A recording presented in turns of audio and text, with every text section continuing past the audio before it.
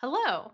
So, on this channel, I talk about comics, but you may have noticed that I do not have a shelf with comics behind me, which most book YouTubers seem to have.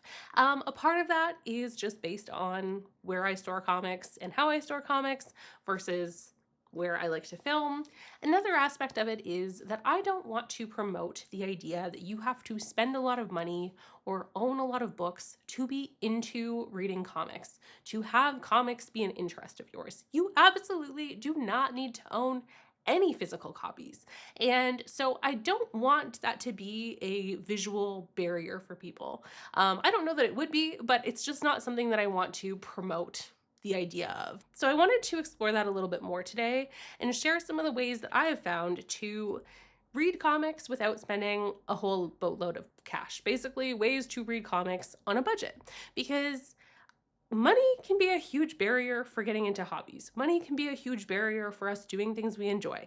And so I think it's good to talk about how we can still enjoy reading comics without spending too much money, without spending money we don't have. So this is by no means an extensive list. If you have things that you think I've missed, feel free to leave a comment. So starting off with what I think is probably the most obvious is libraries. So a lot of libraries will have both a physical collection and a digital collection. In Canada, where I am, Libby is the main app that I've used. I've heard in the States that Hoopla is a big thing. So definitely check both, like what your library has for physical copies and what it has for digital.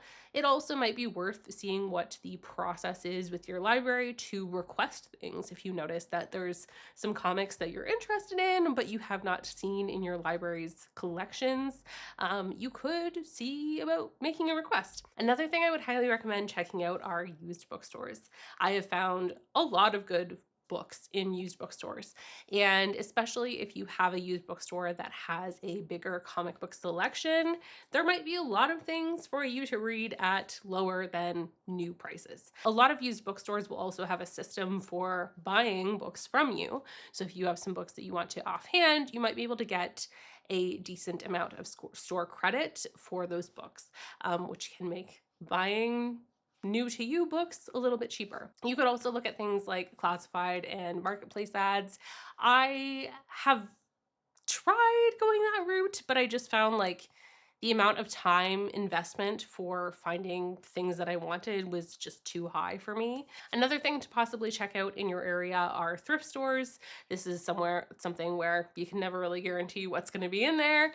But I have found a few things at thrift stores for like stupidly good prices. I found 2 volumes of Heartstopper for whatever it was, like $2 or $3.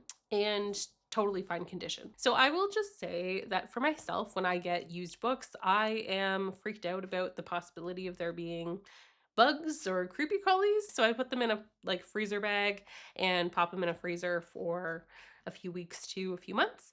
And that just helps to alleviate some of my concerns, but that might not be a concern of yours. I'm just saying something I do. These ones have been in the freezer for months, I think, and I didn't notice anything wrong with them after taking them out. Another thing that can work is sharing comics.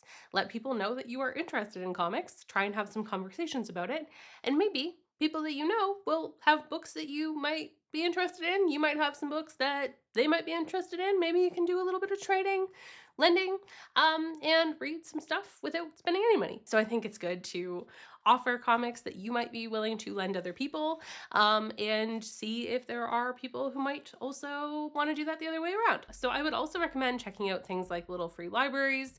Your mileage can definitely vary there, but it's free to check. If it's somewhere close to you, take a look. So for myself, I far prefer reading physical copies of comics, but realistically, for reading comics on a budget, I have found that reading comics digitally is a lot cheaper and can sometimes be more accessible. So one of those ways is through digital bundles.